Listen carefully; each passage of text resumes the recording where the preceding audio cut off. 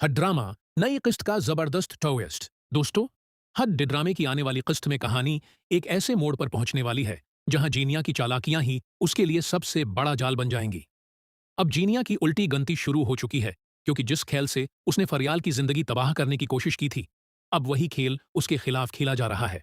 जीनिया इस कदर मुक्कार और चालाक है कि वो फरियाल को शहराम की जिंदगी से निकालने के लिए किसी भी हद तक जा सकती है।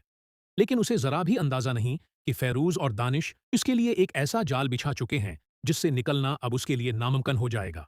इधर जीनिया बहुत चालाकी और धौखे के साथ दानिश से शादी करके बाद में उससे तलाक लेना चाहती है, ताकि दोबारा शहराम की जिंदगी में वापस आ सके। शहराम को हासिल करने के लिए वो हर आखिरी हद पार करने को तैयार है। सिर्फ यही नहीं, बल्कि फरियाल और फैरूज की शादी तड़वाने के पीछे भी जीनिया की एक बहुत बड़ी साजिश थी, और इस हकीकत से फैरूज बखूबी वाकिफ है। दूसरी तरफ फिरोज और दानिश न सिर्फ गहरे दोस्त हैं, बल्कि बिजनेस पार्टनर्स भी हैं। फिरोज ने ही दानिश को जीनिया से शादी के लिए आमादा किया था, और जीनिया की तमाम हकीकत इसके सामने खोल दी थी। अब दानिश अपने दोस्त की खातिर जीनिया से बदला लेने वाला है। दानिश जीनिया को कॉल करता है और कहता है, तुमने शादी के लिए हाँ कर दी, मुझे तो उम्मीद ही नहीं थी कि तुम कभी शहराम की यादों से बाहर निकल पाओगी। जिस पर जीनिया बड़ी उदाकारी से जवाब देती है, मैं वो सब कुछ भला चुकी हूँ, अब मैं अपनी जिंदगी में आगे बढ़ना चाहती हूँ। काफी अरसे बाद मैं खुद को बहुत रिलैक्स महसूस कर रही हूँ। अब मैं तुम्हारे साथ नई जिंदगी शुरू करना चाहती हूँ। ये अल्फाज सुनकर दानिश मुस्कुराकर कहता है, मैं हमेशा तुम्हें खुश रखने की कोशिश करूंगा और उम्मीद करता हूं कि तुम शहराम को भला दोगी। लेकिन दूसरी तरफ जीनिया दिल ही दिल में सोच रही होती है, ये तुम्हारी सबसे बड़ी गलतफहमी है।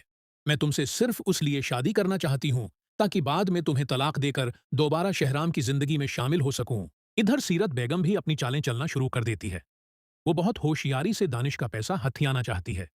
इसीलिए वो दानिश को कॉल करके कहती है, दानिश बेटा, देखो जीनिया का ना बाप है और न ही कोई भाई जो उसका सहारा बन सके। मैं चाहती हूं कि तुम मेरी बेटी को कुछ प्रोटेक्शन दे दो, ताकि मुझे भी तसल्ली रहे कि मेरी बेटी तुम्हारे घर में हमेशा खुश रहेगी।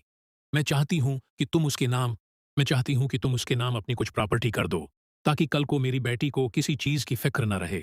दानिश ये बात सुनते ही खामोश हो जाता है, लेकिन उसके चेहरे पर एक अजीब सी मुस्कुराहट आ जाती है, क्योंकि अब उसे यकीन हो चुका होता है कि जीनिया और सीरत बेगम दोनों सिर्फ उसके पैसे के पीछे हैं।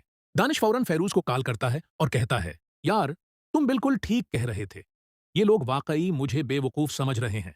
अभी शादी भी नहीं हुई और उन्होंने प्रॉपर्टी की बात शुरू कर दी है। फैरूज हंसते हुए जवाब देता है, बस थोड़ा सब्र करो दानिश, असल खेल अभी शुरू हुआ है। जीनिया को लगता है वो सबको अपने इशारों पर निचा रही है, मगर उसे अंदाजा नहीं कि उसके हर कदम पर हमारी नजर है। दूसरी तरफ जीनिया बहुत खुश होती है। वो आईने के सामने खड़ी खुद को देखते हुए सोच रही होती है कि जल्द ही वो दोबारा शहराम की जिंदगी में वापस आ जाएगी। मगर उसी दौरान उसके फोन पर एक